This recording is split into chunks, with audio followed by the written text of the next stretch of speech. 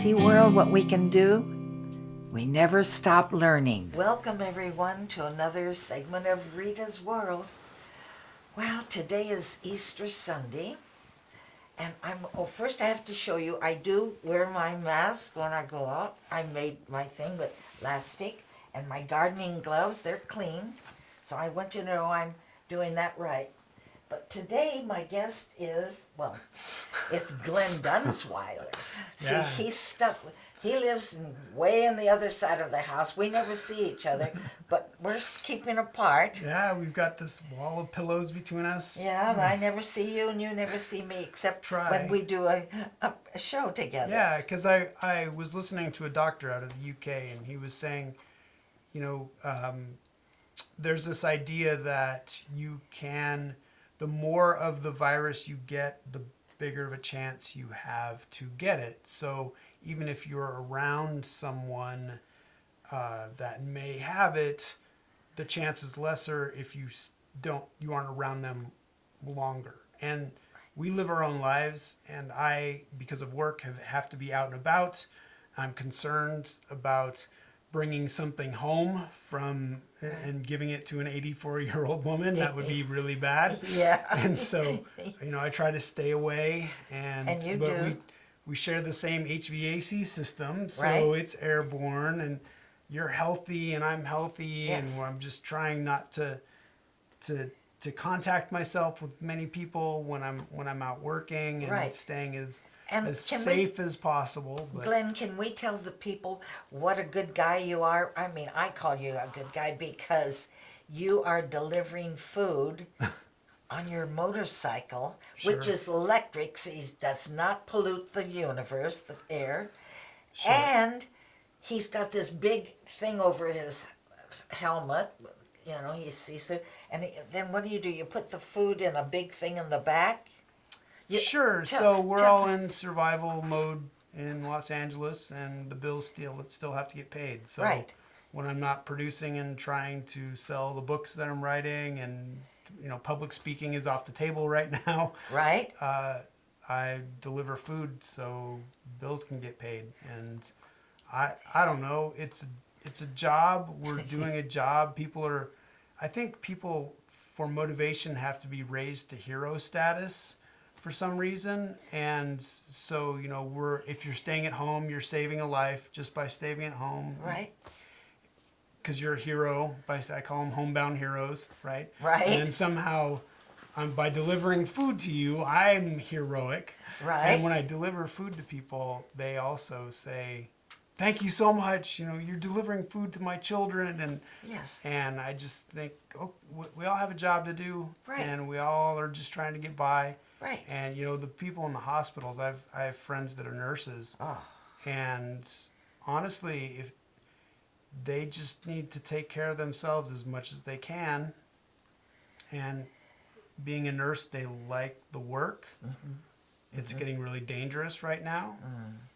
They need to take the best care of themselves as possible. And Exactly. And really, I've heard of some nurses say, you don't have PPEs for us, and we're not going to work. And I have to support that. I agree. Why should their life be worth less Of course. than the person they're trying to save? Of course. And No. there is this concept that people signed up for that job, and so they took an oath to Right. to help people, but I don't know that it should forego your life I agree. as much. It's a really complex situation. It's very complex. right? Very complex. So we're all just kind of doing our part. We're trying not to impact each other. We're trying to stay away from each other, Right. and distance each other, and live our lives, because ultimately, why are we here, right? Right, If we right. can't live our life, then what are we doing? Right. But in the meantime, I see such beautiful attitudes in people. People are coming together. Like, I see the world has got the world is full of this terrible disease. But guess what, kids? I have to take my hat off. This is my Easter hat, but you know what? I think you don't want to hear this, but my opinion is this is going to make us all get along better because we're all in the same boat, the whole world. Nobody's really better than anybody else, is my opinion. So, in a way, every problem can be an opportunity, and oh, that's a terrible thing. Because I don't want to believe that. I don't want to live this way either. Right. Yeah, yeah. But Well, I've made myself creative, and everybody can do it. yeah. You have to find something to keep you busy. You know, to keep yourself occupied. Well, that's why I wanted to do this show, because you are really good, because you're always positive at finding positivity in difficult situations. And so Yeah, I we're try. locked down, right? Yeah. And I really wanted you to tell people how what your strategies are for staying positive. Like this, for example, tell them what you did this morning. Yes. In the beginning of, March, when we heard that this is happening, and when the governor, thank goodness for California, we're doing wonderful. You got to stay at home, and we follow the rules and wear our masks and all that good stuff. Well, I said, I'm bored, but I love flowers. And when I was a little girl, I loved to play in the flower beds. Well, I said, I'll go to the Do It Center over here in Magnolia, and for $2.50 you get 6 plants. Well, I did it once and I liked it, and I did it again. Well, then I get little pots. Well, I transplanted 26 babies into 26 pots. So this morning, I asked you last night, do you think you could just photograph me putting the plants out?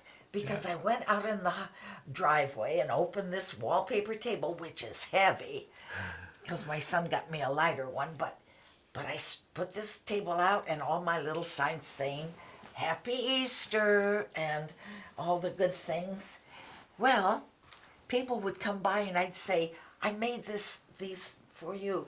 And one guy said, you made it? No, I said, God made the flowers, but they were little babies, and I put them in a bigger pot for all my neighbors. Well, I had more fun, and they loved it. And I met new people, and I inspired people, because I would say, what are you doing? How are you keeping creative? And they'd say, oh, I did this, and I did this, and I cleaned my closets, and and one lady said, I planted my vegetables.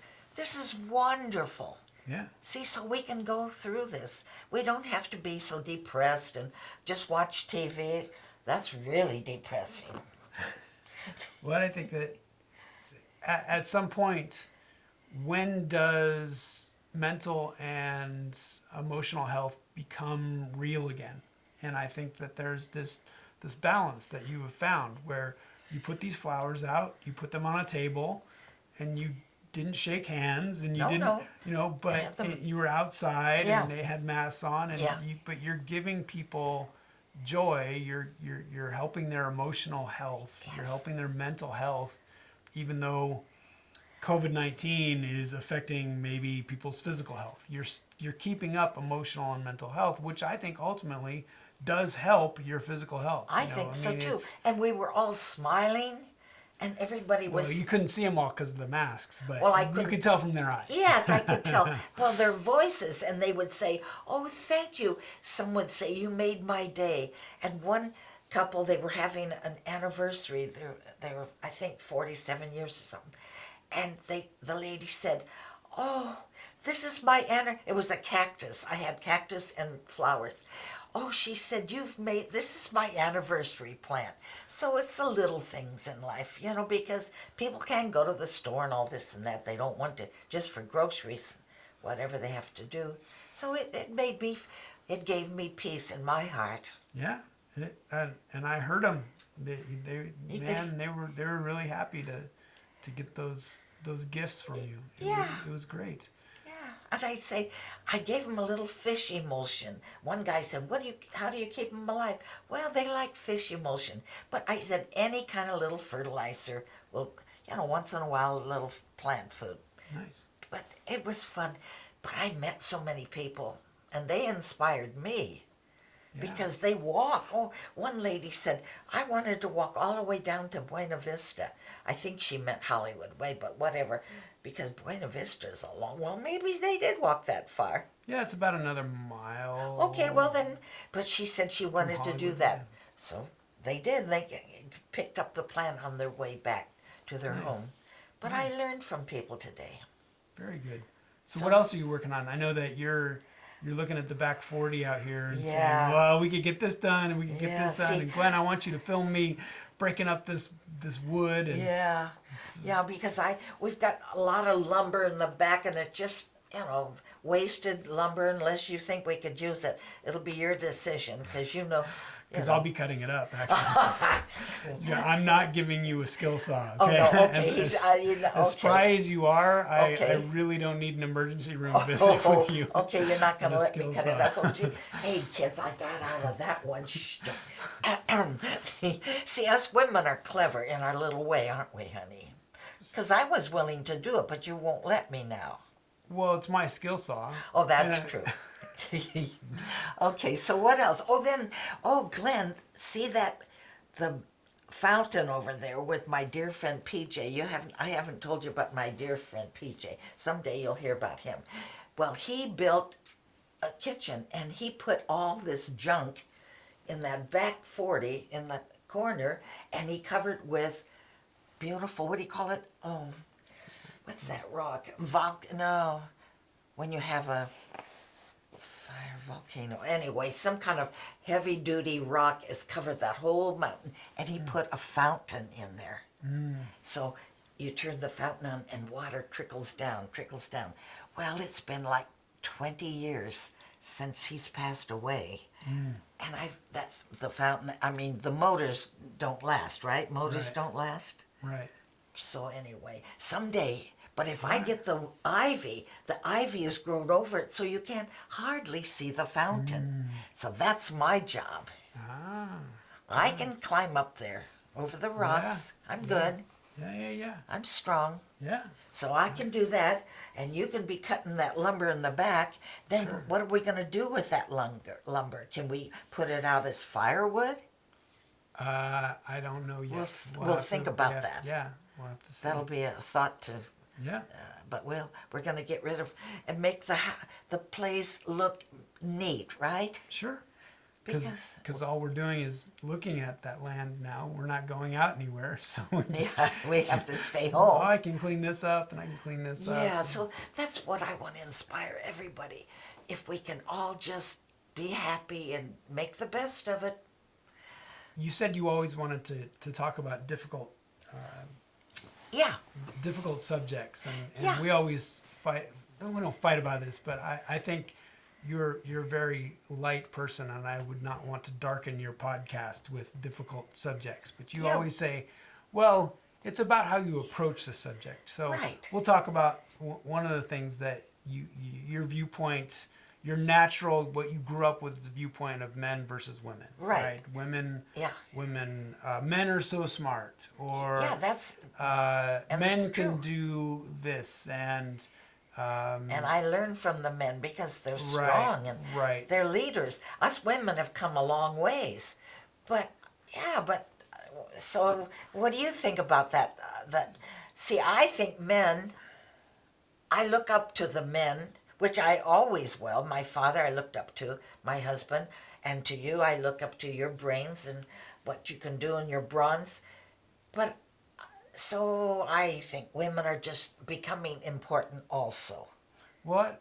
Because so when I grew up, Okay. I would probably consider myself kind of an artist type. If you just let me alone, I would just create things and probably be a useless lump somewhere, right? Yeah? But my father Uh-huh. was of the idea that you needed to have skills, hard skills. Okay. So you needed to be able to, if you were going to own a bicycle, you needed to know how to fix it. If you were I going like to that. live in a house, you needed to know how to maintain it. Well, And, that's exactly right. one of the things he always said to me was, never be afraid to read a manual, which was true. Was the thing that course. really opened up my eyes, that maybe I don't know how to fix this air conditioning system right now, but if there's a manual for it, I'll bet you I can figure it out. You bet. And I don't know that it is my brains, it's my tenacity. Good. But I don't know that my sister ever got that challenge. I think she got different challenges. Uh-huh. And I wonder if some of that is kind of this realization that parents do direct their children in different ways because of the way they were taught. Probably. And then there's also this argument for people that have genuine interests. At some point, I always had an interest in mechanical things. I don't know if that has anything to do with me being male.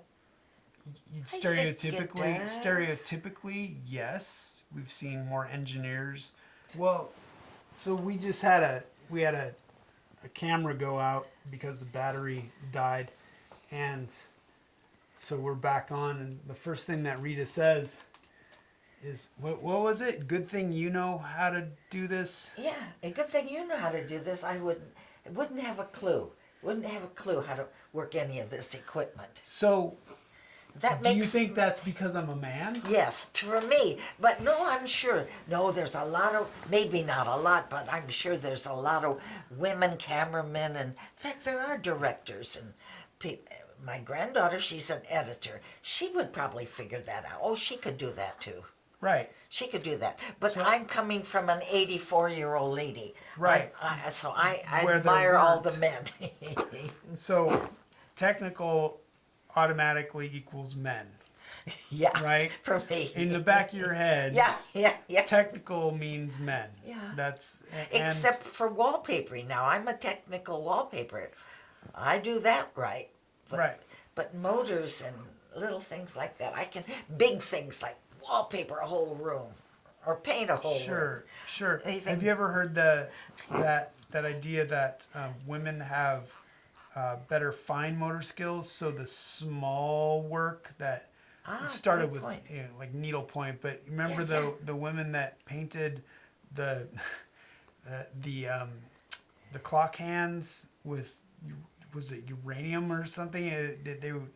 It was all this small work, and so women would get hired for this really small work. Really? And this idea that, No. and I don't necessarily know.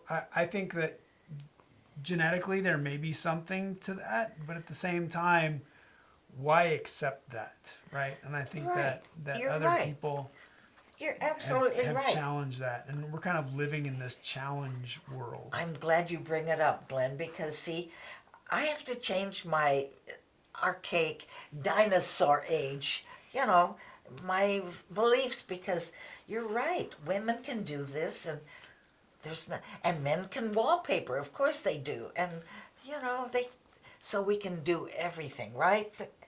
And a lot of women like motorcycles and Harley Davidsons, like your motorbike. It's not a Harley, but well, and I always joke that men and women, I know 2 female motorcycle riders. Okay. No, personally, know 2 of them. okay, I know many more male motorcycle riders. right. And there are different types of motorcycle riders.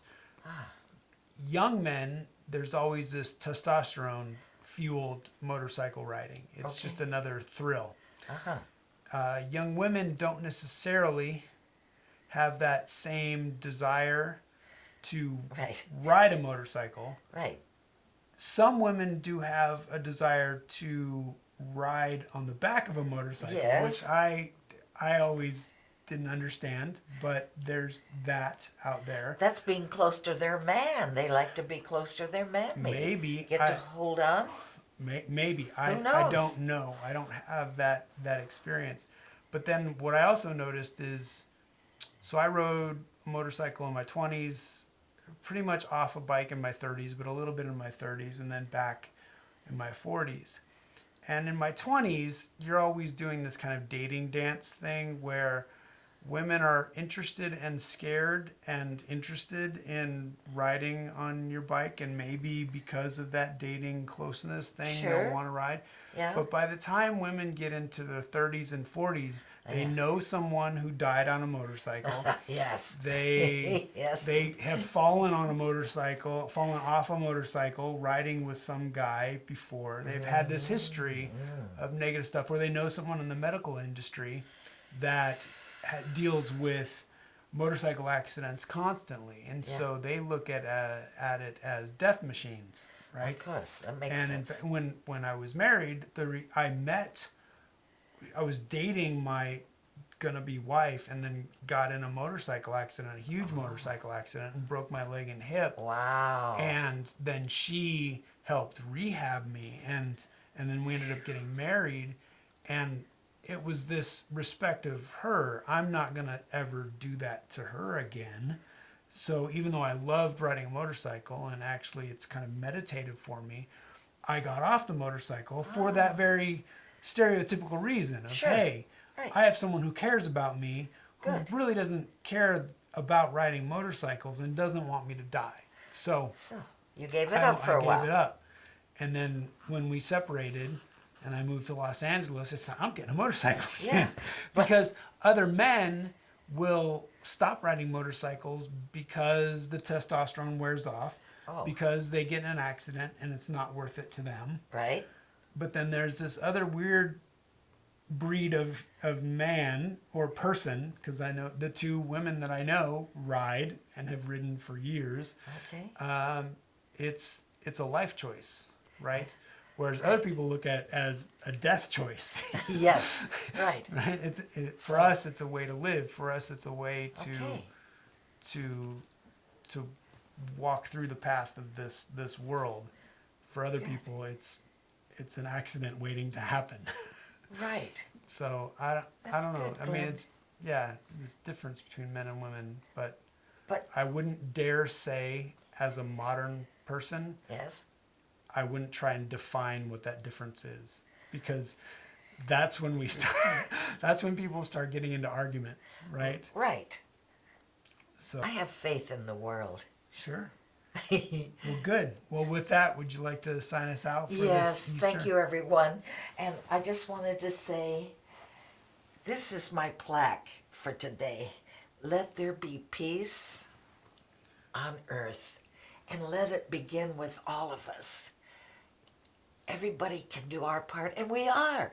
I'm proud of us all. Keep going, everybody. Keep seeing the good in each other, and love yourself. If you don't love yourself, you won't love anybody else. If you love yourself, you'll take care of yourself. Okay. Thank you so much. Thank you, Glenn. Happy Easter, everybody. Happy Easter. Happy Easter, everybody. Bye. Bye. See, world, what we can do? We never stop learning.